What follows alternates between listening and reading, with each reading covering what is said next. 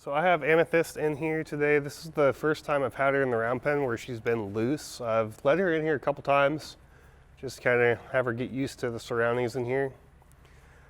She's actually lined up to be transferred though very soon, but she is one of the Mustangs that we got in the January auction, and I kind of had a feeling that she'd been worked with a little bit just because her feet were in a lot better shape than the rest of the Mustangs that came in from that auction. When I first started messing with her, she was trying to bite me a lot. She kicked at me in the chute a couple times. But ultimately she came around pretty good.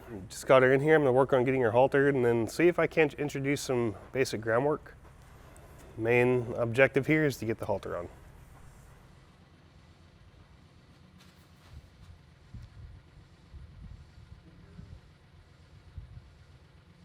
So I have put the work in with her to get her to tip her nose into that halter there.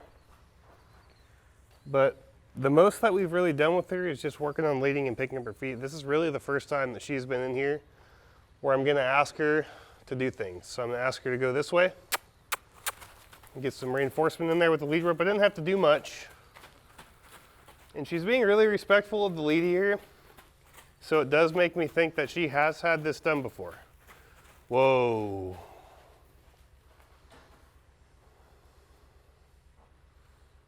I really do think that she has had work done with her. Let's see how she does on this side. I'm just gonna ask here. I'll start telling, and she went right after that first tell. So I know I've said this a lot. I haven't said it in a while. But when you're working with horses, it's ask, whoa, tell, and then reinforce. So the way I would ask here, whoa, I'm gonna get her stop, get her paying attention to me. The way that I'm gonna ask is I'll hold my hand out here. When I'm telling, I'll start bumping, and then the reinforcement would be the lead rope or the flag, just to kind of make yourself look a little bit bigger, put a little bit more pressure on. I'm not saying whip your horse with your lead rope, because that could cause other issues. But just kind of use that to make a little bit more pressure there. So if I want her to go faster, I could pick the pressure up.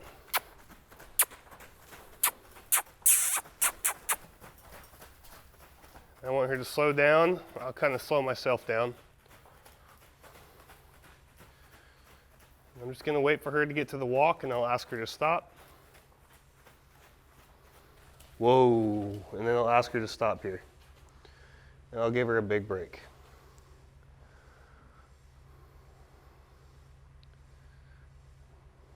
So I'm really leaning towards, I think somebody's done some work with her. There's no way of telling for sure. Either somebody's put in the work or she's just really smart and picks things up quickly. And when I'm ready, I'll go ahead and go to the other side here. I'm just gonna ask, I'm gonna tell, I'll reinforce. I didn't even have to get that lead rope up there. I just gave a vocal command. And I want her to go faster. Give that vocal command and use the lead rope a little bit.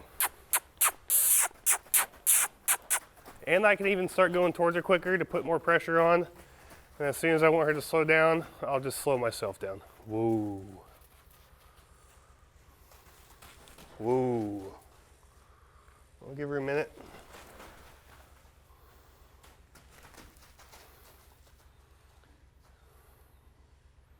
Good. Another thing I could work on here is just the lead rope. Just getting her used to it moving without it meaning anything.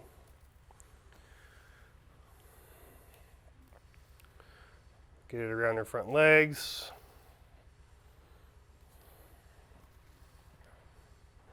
And I'll just work on throwing it up here. See what she does. Eventually she's gonna have to get used to things touching her up there. And it's a good place to start with just your lead rope, just getting her used to that pressure. Just something being up there and hitting her. Not hard, but just kind of falling there into her side and stuff like that. Over time, like this will help desensitize towards a lot of things touching your belly. You can't really see what I'm doing here, but I'm kind of moving this around, making it kind of crash into her side there. Just doing stuff like that. Once I get the saddle up on her back, I'm trying to desensitize her to the stirrups moving around. That'll help with that. And she just dipped her head there like somebody had put a bridle in her mouth before too. So here, I do want to work on the exercise called changing eyes. So I want to see how she does with this pressure. And she might freak out, I might lose it. I'm just gonna try to stay calm and stay with her until she comes around.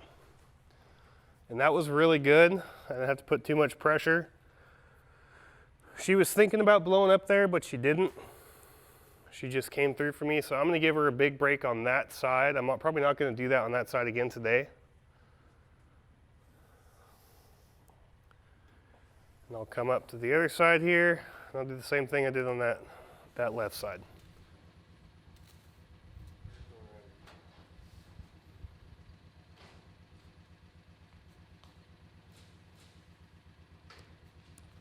So I'm gonna do the same thing here.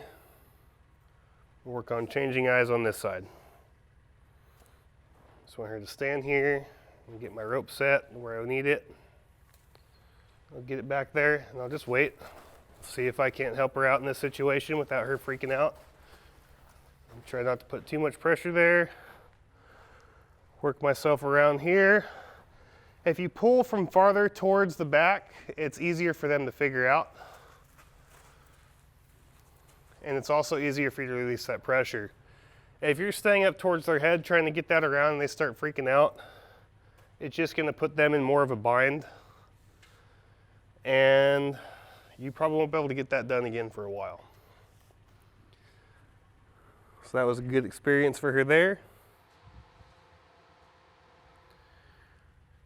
A lot of these times, if you're working on something and they get just a little bit of a step towards it and you walk away real quick, go do something else, you come back, it'll be better.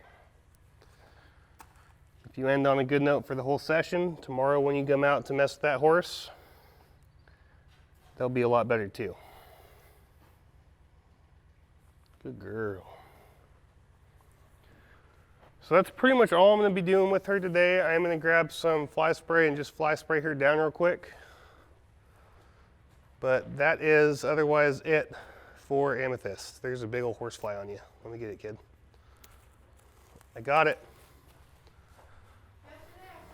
So when you're teaching the horse how to stand still for fly spray, I would kind of compare it to teaching your horse how to stand still while you're trying to give it a bath.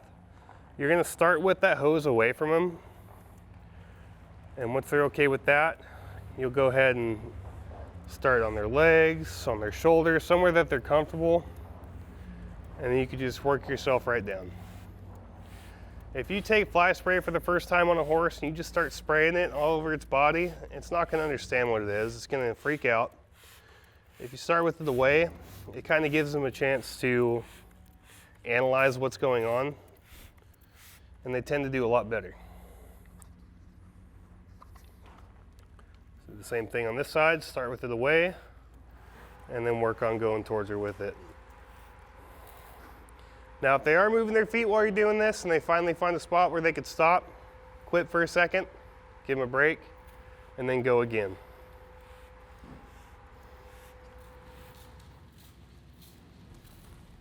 That's it, you're done. Maybe, let's see. If I get close enough right here, like on their forehead, I can pinpoint it and I can rub it to where it needs to go. If you don't know the horse, don't just go up and start spraying it in the middle of the forehead with fly spray. You're probably gonna freak it out.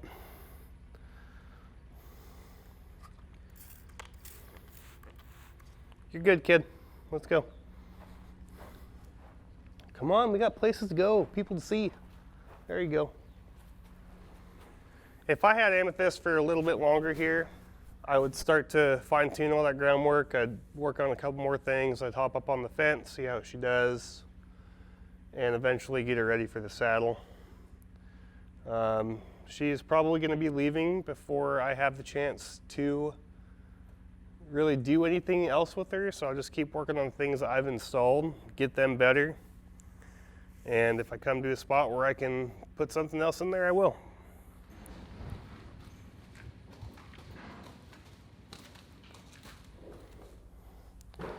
So I think she's going to make someone a great horse that wants to take their time and put the work in with her. And I hope wherever she's going, they think the same thing.